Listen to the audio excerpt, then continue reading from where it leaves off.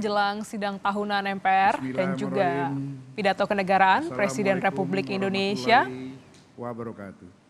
kita akan ikuti bersama langsung dari gedung MPR DPR Jakarta. Kita semua. Shalom, Om Swastiastu, Namo Buddhaya, salam kebajikan. Yang kami hormati Presiden Republik Indonesia, Bapak Insinyur Haji Joko Widodo, beserta Ibu Iriana Joko Widodo, Wakil Presiden Republik Indonesia, Bapak Profesor Dr. Kiai Haji Ma'ruf Amin, beserta Ibu Wuri Ma'ruf Amin. Presiden Republik Indonesia kelima, Ibu Profesor Dr. Honoris Causa Haza Megawati Soekarno Putri. Wakil Presiden Republik Indonesia keenam, Bapak Jenderal TNI Purnawirawan Tri Sutrisno. Wakil Presiden Republik Indonesia ke-9, Bapak Dr. Haji Hamzahas MA PSD. Wakil Presiden Republik Indonesia ke-10 dan ke-12, Bapak Dr. Andes Haji Muhammad Yusuf Kalla. Ketua Dewan Perwakilan Rakyat Republik Indonesia, Ibu Dr. Honoris Causa Puan Maharani. Ketua Dewan Perwakilan Daerah Republik Indonesia, Bapak Lanyala Mahfud Mataliti. Ketua Badan Pemeriksa Keuangan, Ibu Dr. Insinyur Isma Yatun. Ketua Mahkamah Agung Bapak Profesor Dr. Haji Muhammad Syarifuddin SH MH.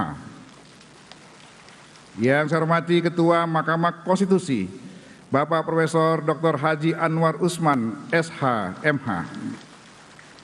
Ketua Komisi Yudisial Bapak Profesor Amzulian Rifai SH LLM PSD. Para Wakil Ketua Majelis Permusyawaratan Rakyat, para Wakil Ketua Dewan Perwakilan Rakyat dan Dewan Perwakilan Daerah, para pimpinan lembaga-lembaga negara, para ketua umum partai politik yang kami hormati, Ketua Umum PDI Perjuangan, Ibu Profesor Dr. Honoris Causa Hajah Megawati Soekarno Putri, Ketua Umum Partai Golkar, Ketua Umum saya, Dr. Honoris Causa Insinyur Haji Erlangga Hartarto MBA MMT. Ketua Umum Partai Gerindra, Letnan Jenderal TNI Purnawirawan Haji Prabowo Subianto. Ketua Umum Partai Nasdem, Dr. Honoris Causa Dr. Andes Haji Surya Dharmapalo. Ketua Umum Partai Kebangkitan Bangsa, Dr. Honoris Causa Dr. Andes Haji Abdul Muhaimin Iskandar MSI. Presiden Partai Keadilan Sejahtera, Haji Ahmad Saiku. Ketua Umum Partai Amanat Nasional, Dr. Honoris Causa Haji Zulkifli Hasan SEMM. PLT Ketua Umum Partai Persatuan Pembangunan, Haji Muhammad Mardiono. Para anggota MPR, DPR, dan DPD yang mulia, para duta besar dari negara sahabat, para Menteri Kabinet Indonesia Maju, Panglima TNI dan Kapolri, para insan pers, media cetak dan elektronik dalam dan luar negeri, para undangan, serta yang teristimewa, seluruh rakyat Indonesia yang berbahagia dimanapun Anda berada. Sebagai catatan daftar hadir yang disampaikan Sekretariat Jenderal, sampai saat ini telah hadir 489 anggota dari 711 anggota MPR, DPR, DPD, dan telah menandatangani daftar hadir.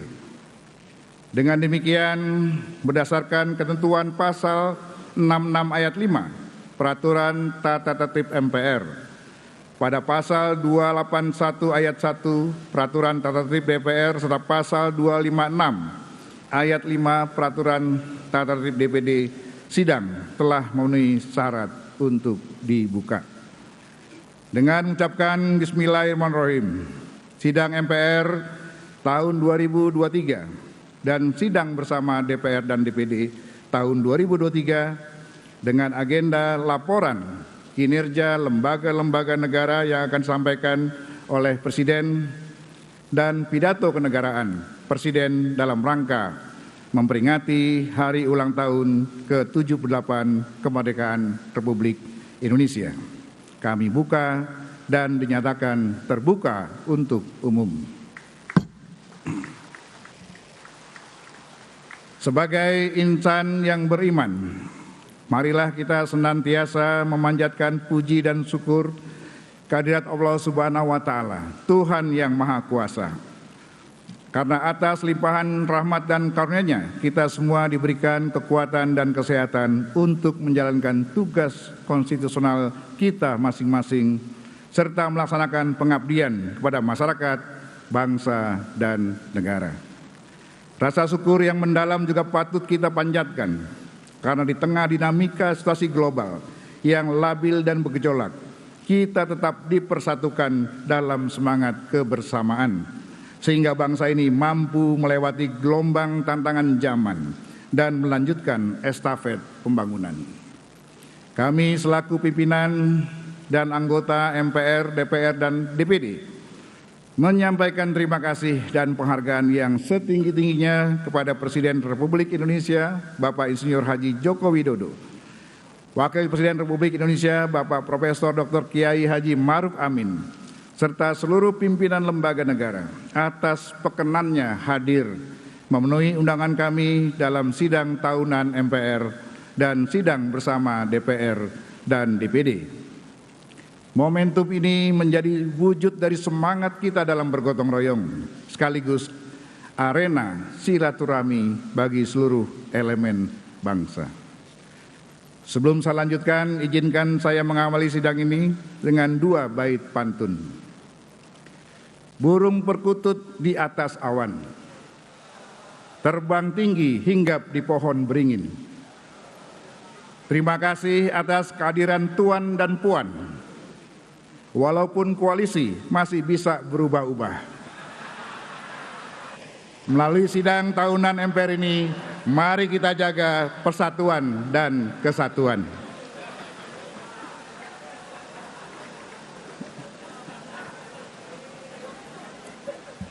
Bunga dadap di atas para, anak dusun pasang pelita.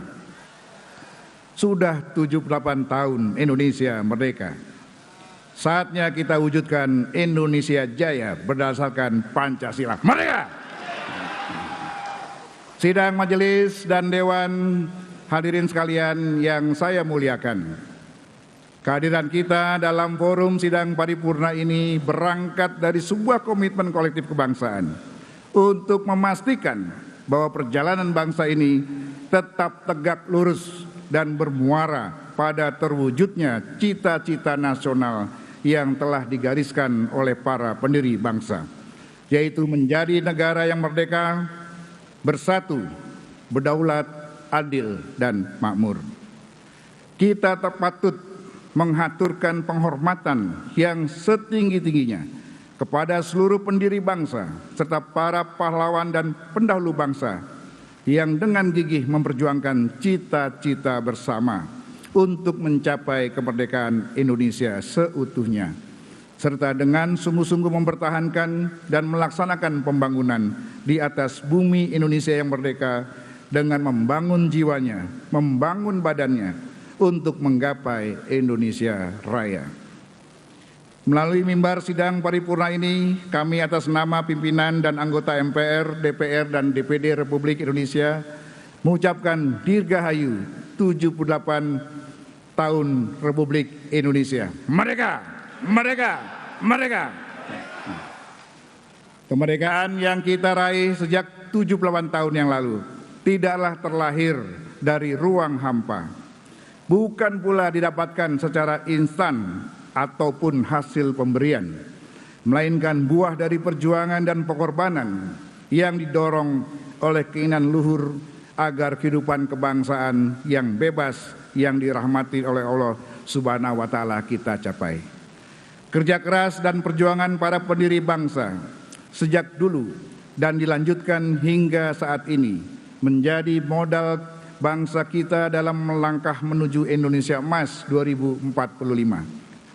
Indonesia Emas yang kita cita-citakan adalah Indonesia yang rakyatnya sejahtera, yang ditandai dengan nihilnya angka kemiskinan.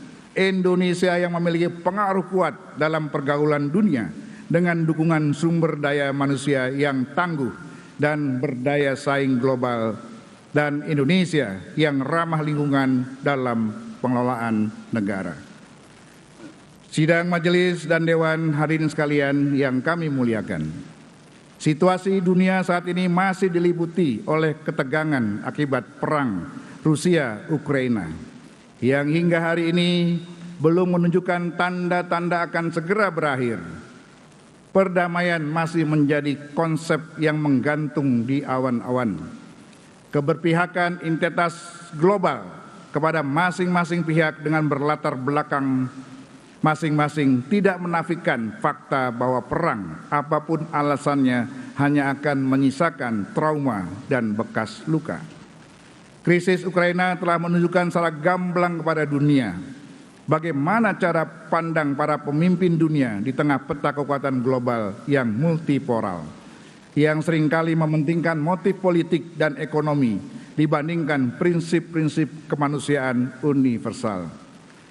Di tengah-tengah situasi tersebut, pemerintah Indonesia di bawah kepemimpinan Bapak Presiden Insinyur Haji Joko Widodo telah berulang kali berupaya memberikan solusi perdamaian permanen dengan mendorong gencatan senjata dan diplomasi di meja perundingan. Namun inisiatif ini agaknya masih membutuhkan waktu untuk diterima oleh para pihak yang berkonflik. Situasi perang Rusia-Ukraina mengisyaratkan bahwa pertahanan dan keamanan negara haruslah dimaknai sebagai sebuah konsep yang holistik dan multidimensional. Pertama, Indonesia sebagai negara berdaulat perlu memiliki kemampuan militer yang tangguh dan profesional, yang didukung oleh semangat kerjasama segenap elemen bangsa. Sebagaimana mandat Panglima Besar Jenderal Sudirman, bahwa tentara kita adalah tentara rakyat yang akan kuat bila hidup dan bergotong royong bersama rakyat. Kedua, pertahanan dan keamanan negara juga meliputi dimensi ekonomi. Sebagai negara yang kaya akan sumber daya, Indonesia harus membangun ketahanan dan kemandirian ekonomi yang ditopang oleh kedaulatan pangan, energi, dan industri. Yang ketiga, sebagai bagian dari komunitas global, Indonesia perlu lebih meningkatkan peran politik luar negeri yang bebas aktif, bergaul erat dengan semua negara bangsa tanpa perlu berpihak pada salah satunya. Kita menyadari bahwa dalam 20 tahun terakhir, dinamika geopolitik dunia telah mengalami perubahan yang cukup signifikan.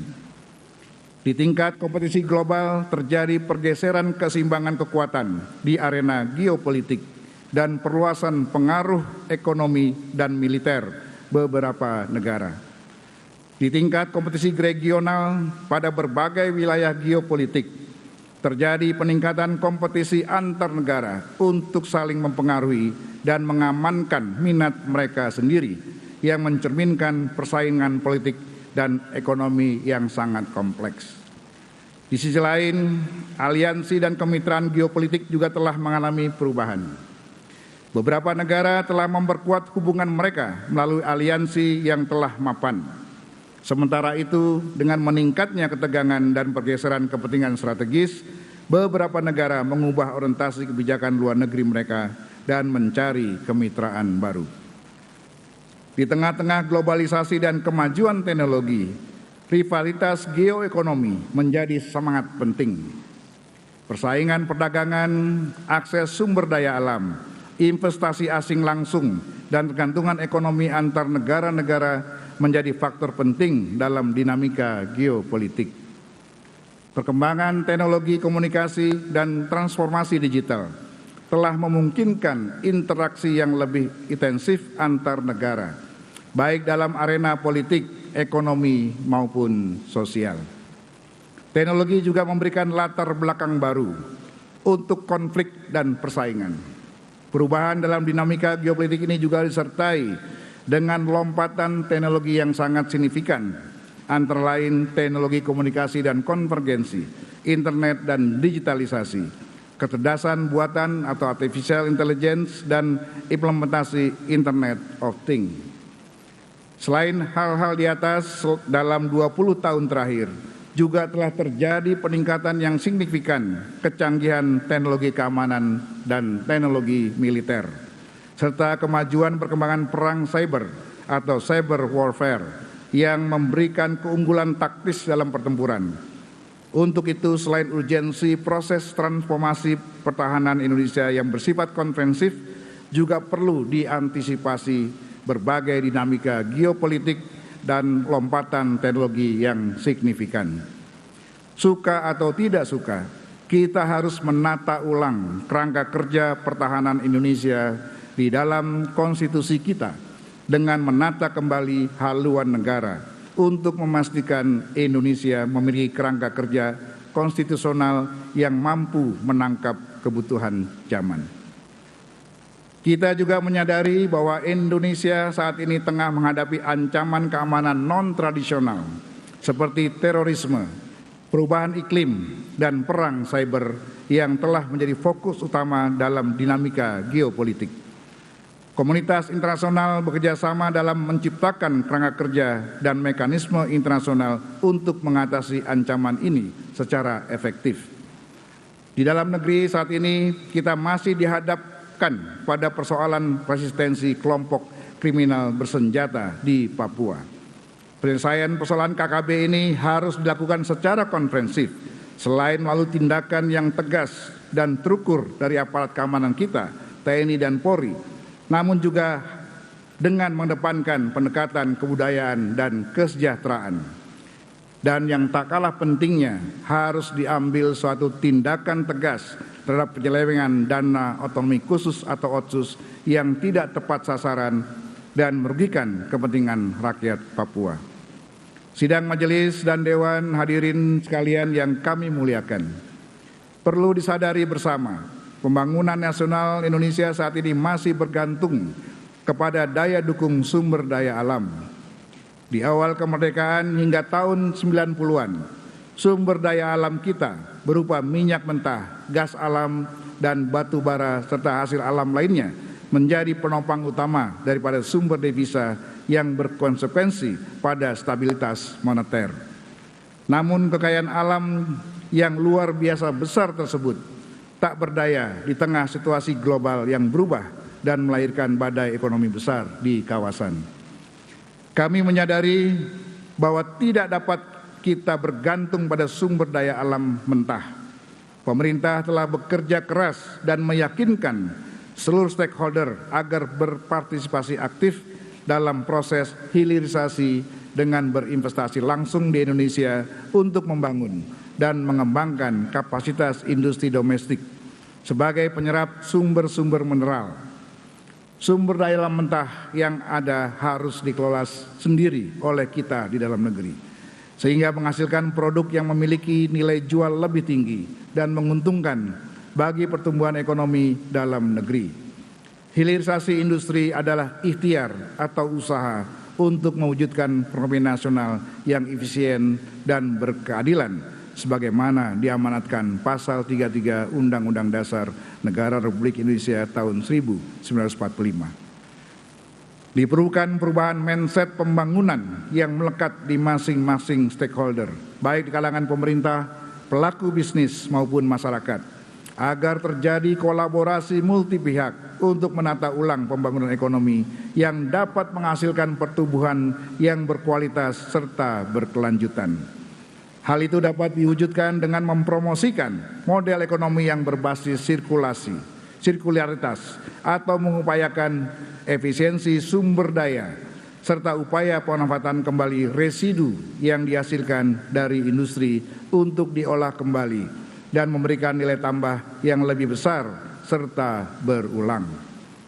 Paradigma sirkularitas tentunya hanya dapat berjalan dengan kualitas industri nasional. Sudah mampu secara seksama melakukan pemrosesan material sumber daya dari hulu ke hilir. Sebagaimana yang digagas pemerintahan Presiden Joko Widodo tentang hilirisasi mineral, emas, bauksit, nikel, tembaga, dan biji besi. Mineral tersebut didorong untuk proses hilirisasi yang dibarengi dengan upaya pelarangan ekspor mineral mentah. Kebijakan ini menunjukkan konsistensi pemerintah terhadap berbagai upaya untuk meningkatkan kualitas industri nasional kita. Indonesia adalah negara besar yang harus terus melangkah ke depan dan meningkatkan kemajuan dan kesejahteraan.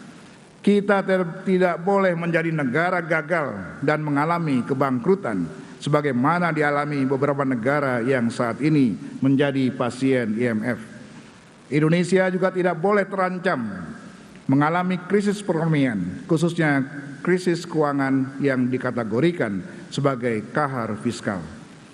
Bangsa Indonesia adalah pemilik berbagai sumber daya alam terbesar di dunia, seperti nikel, batu bara, emas, tembaga, dan gas alam. Namun demikian masih ada warga negara yang belum sepenuhnya menikmati kekayaan alam tersebut. Kita berterima kasih kepada pemerintah yang telah bekerja keras mengurangi angka kemiskinan. Upaya ini perlu terus-menerus ditingkatkan dengan memastikan penguasaan negara atas kekayaan alam dan mendorong pembangunan di daerah demi sebesar-besarnya kemakmuran rakyat. Karena itu sudah saatnya kita memikirkan adanya roadmap atau bintang pengarah berjangka panjang yang jelas untuk menuntun kemana kapal besar bangsa ini akan berlabuh. Indonesia membutuhkan perencanaan jangka panjang yang holistik, konsisten, dan berkelanjutan serta berkesinambungan dari suatu periode pemerintahan ke periode pemerintahan berikutnya antara pusat dan daerah, agar mampu memanfaatkan sumber daya alam yang luar biasa untuk kesejahteraan seluruh rakyat Indonesia. Karena itu kita semua perlu mempertimbangkan sekali lagi pentingnya pokok-pokok haluan negara atau PPHN sebagai produk hukum yang dapat mencegah sekaligus menjadi solusi mengatasi berbagai persoalan yang dihadapi oleh bangsa kita. Pembahasan PPHN seyogyanya dapat dilakukan setelah pelaksanaan pemilihan umum 2024 sehingga memiliki waktu yang cukup dan legitimate yang kuat. Tantangan lain dalam perekonomian nasional juga hadir pada sektor keuangan, di mana aktivitas ekonomi saat ini telah bertransformasi secara cepat menuju digitalisasi dan integrasi. Perkembangan inovasi teknologi sektor keuangan, aset keuangan digital, dan aset kripto di Indonesia terus menunjukkan perkembangan pesat. Kehadiran aktivitas keuangan digital sangat dirasakan manfaatnya dari aspek kenyamanan, kemudahan, kecepatan, dan efisiensi. Di samping berperan strategis dalam mendorong pertumbuhan aktivitas ekonomi, menciptakan pertumbuhan nilai investasi, dan membuka kesempatan lapangan kerja baru. Di sisi lain, sektor yang relatif baru ini juga tidak terlepas dari tantangan dan potensi permasalahan. Dengan diterbitkannya Undang-Undang Nomor 4 Tahun 2023 tentang pengembangan dan penguatan sektor keuangan kiranya dapat menjadi landasan yang kuat untuk menguatkan peran Otoritas Jasa Keuangan atau OJK dalam memelihara stabilitas sistem keuangan dan melakukan pengaturan, pengawasan, serta pengembangan terhadap sektor ini.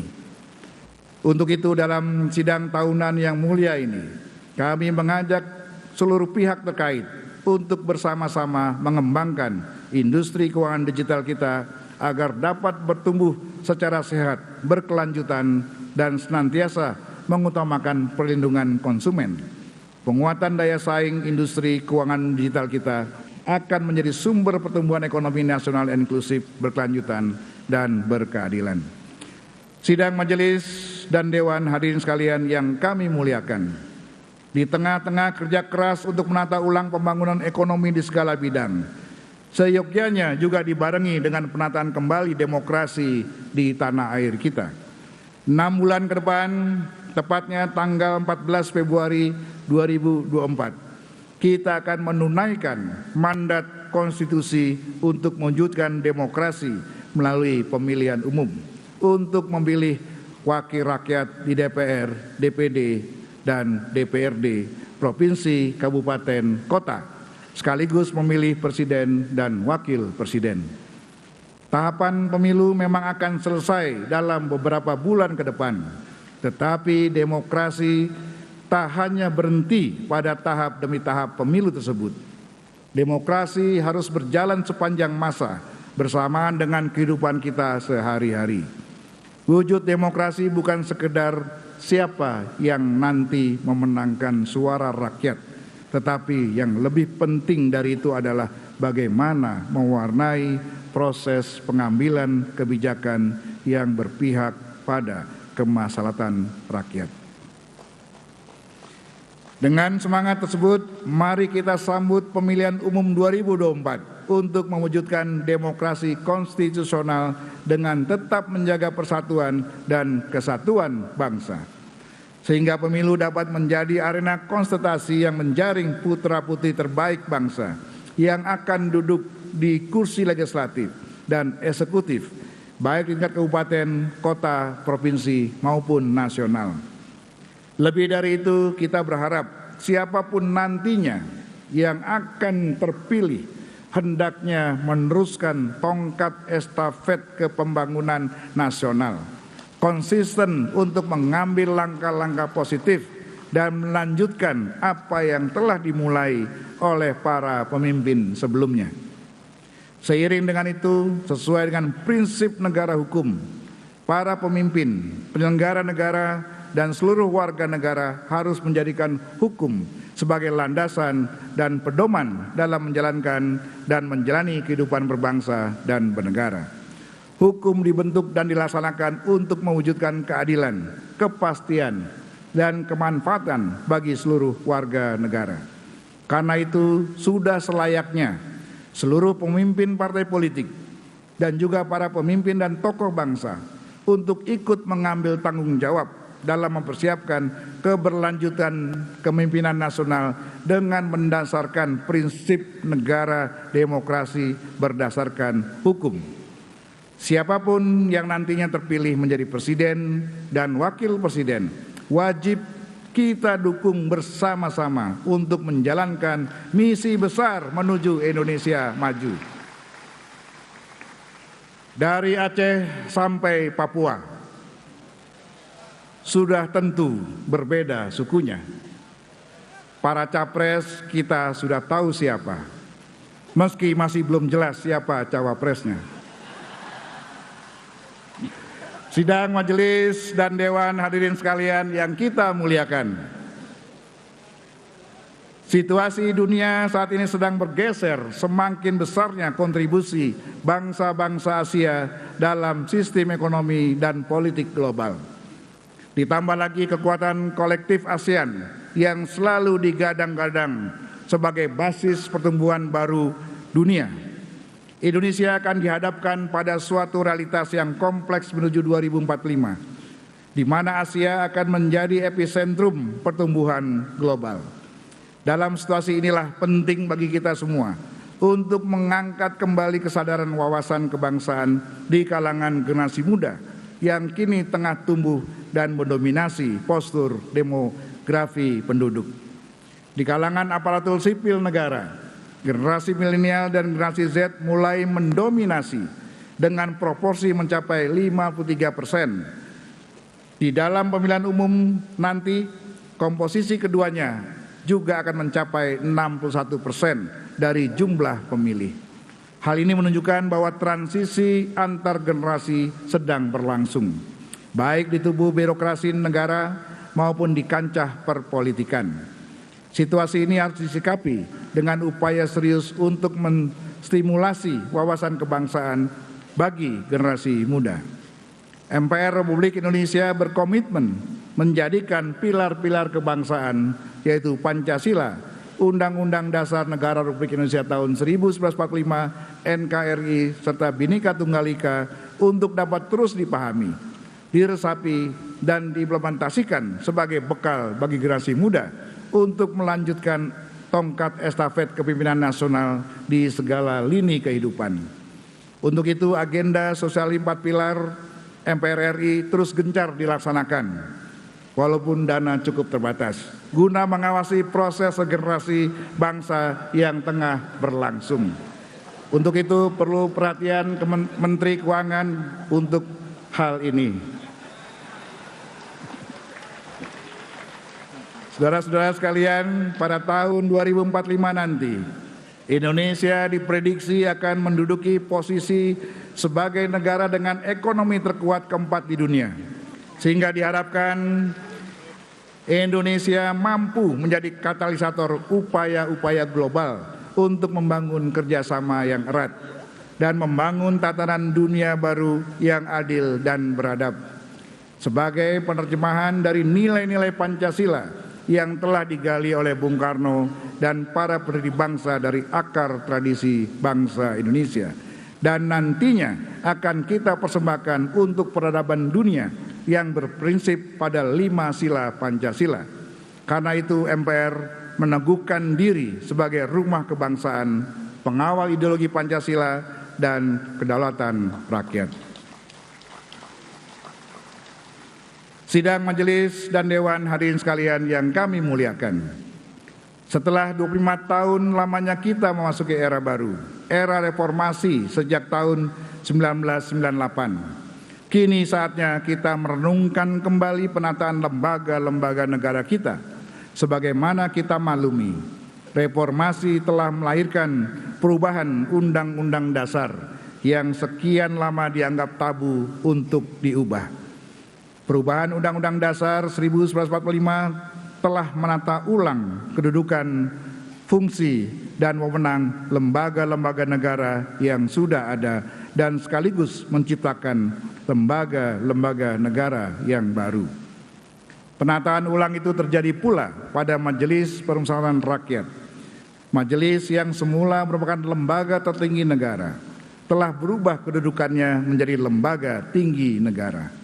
Majelis tidak lagi menjadi satu-satunya lembaga yang melaksanakan kedaulatan rakyat sebagaimana diatur oleh Undang-Undang Dasar 1945. Manifestasi dari konsepsi kedaulatan rakyat, salah satunya mewujud pada penyelenggaraan pemilu. Kita telah memutuskan pelaksanaan pemilu 2024 dan semua pihak telah bekerja keras menyiapkannya agar berjalan secara luber dan jurdil. Pelaksanaan pemilu 5 tahun sekali merupakan perintah langsung pasal 22E Undang-Undang Dasar 1945 yang secara tegas mengatur bahwa pemilihan umum dilaksanakan 5 tahun sekali. Sebagaimana kita ketahui, pemilihan umum terkait dengan masa jabatan anggota-anggota DPR, DPD, DPRD, Presiden, dan Wakil Presiden. Masa jabatan seluruh menteri anggota kabinet juga akan mengikuti masa jabatan presiden dan wakil presiden yang telah ditentukan oleh Undang-Undang Dasar hanya 5 tahun sekali. Yang menjadi persoalan adalah bagaimana sekiranya menjelang pemilihan umum terjadi sesuatu yang di luar dugaan kita bersama, seperti bencana alam yang dahsyat berskala besar, peperangan, pemberontakan, atau pandemi seperti COVID kemarin yang tidak segera dapat diatasi, atau keadaan darurat negara yang menyebabkan pelaksanaan pemilihan umum tidak dapat diselenggarakan sebagaimana mestinya, tepat pada waktunya sesuai perintah konstitusi. Maka secara hukum tentunya tidak ada presiden dan atau wakil presiden yang terpilih sebagai produk hukum. Dalam keadaan demikian timbul pertanyaan, siapa yang memiliki kewajiban hukum untuk mengatasi keadaan-keadaan bahaya tersebut? Lembaga manakah yang berwenang menunda pelaksanaan pemilihan umum? Dan bagaimana pengaturan konstitusionalnya jika pemilihan umum tertunda sedangkan masa jabatan Presiden, Wakil Presiden, anggota-anggota MPR, DPR, DPD, dan DPRD, serta para menteri anggota kabinet telah habis. Masalah-masalah di atas belum ada jalan keluar konstitusionalnya setelah perubahan Undang-Undang Dasar 1945. Hal itu memerlukan perhatian yang sungguh-sungguh dari kita semua sebagai warga bangsa. Di masa sebelum perubahan Undang-Undang Dasar 1945, MPR masih dapat menetapkan berbagai ketetapan yang bersifat pengaturan untuk melengkapi kevakuman pengaturan di dalam konstitusi kita. Apakah setelah perubahan Undang-Undang Dasar MPR masih memiliki kewenangan untuk melahirkan ketetapan yang bersifat pengaturan tersebut? Hal ini penting untuk kita pikirkan dan diskusikan bersama demi menjaga keselamatan keutuhan kita sebagai bangsa dan negara. Sesuai amanat ketentuan pasal 1 ayat 2 Undang-Undang Dasar sebagai representasi dari prinsip daulat rakyat, maka MPR dapat diatribusikan dengan kewenangan subjektif superlatif dan kewajiban hukum untuk mengambil keputusan atau penetapan yang bersifat pengaturan guna mengatasi dampak dari suatu keadaan kahar fiskal maupun kahar politik yang tidak dapat diantisipasi dan tidak bisa dikendalikan secara wajar. Idealnya memang MPR Republik Indonesia dikembalikan menjadi lembaga tertinggi negara sebagaimana disampaikan Presiden kelima Republik Indonesia Ibu Haja Megawati Soekarno Putri pada hari jadi ke-58 Lemhanas tanggal 23 Mei 2023 yang lalu. Sidang majelis dan dewan hadirin sekalian yang kami muliakan. Sebelum kita mendengarkan laporan kinerja lembaga-lembaga negara yang akan disampaikan oleh Presiden sekaligus juga pidato kenegaraan Presiden dalam rangka memperingati hari ulang tahun ke-78 Republik Indonesia, perlu kami sampaikan bahwa sesuai dengan kesepakatan setelah tahun lalu sidang bersama DPR dan DPD dipimpin oleh Ketua DPR, maka pada sidang bersama DPR dan DPD tahun ini akan dipimpin oleh Ketua DPD. Selanjutnya, izinkan kami mengakhiri pidato pengantar sidang tahunan MPR 2023 ini dengan 2 bait pantun untuk menggugah kesadaran kolektif kita dalam berbangsa dan bernegara. Burung merpati berbeda warnanya, namun yang bertelur tetaplah betina. Pilihan koalisi bolehlah berbeda calonnya, tapi tujuan kita sama, menuju Indonesia Jaya. Air mengalir dari daratan, hilirnya pastilah di lautan. Apakah Ganjar, Prabowo, atau Anies yang dicalonkan? Pembangunan harus terus dilanjutkan. Demikianlah pidato pengantar sidang tahunan MPR Republik Indonesia tahun 2023. Semoga Allah Subhanahu wa Ta'ala, Tuhan yang Maha Kuasa, senantiasa melimpahkan rahmat dan hidayahnya kepada kita semua. Amin ya robbal alamin. Selanjutnya saya persilakan Ketua DPD Republik Indonesia Bapak Lanyala Mahfud Mataliti untuk memimpin sidang bersama DPR dan DPD. Sekian, wabillahi taufiq wal hidayah. Wassalamualaikum warahmatullahi wabarakatuh.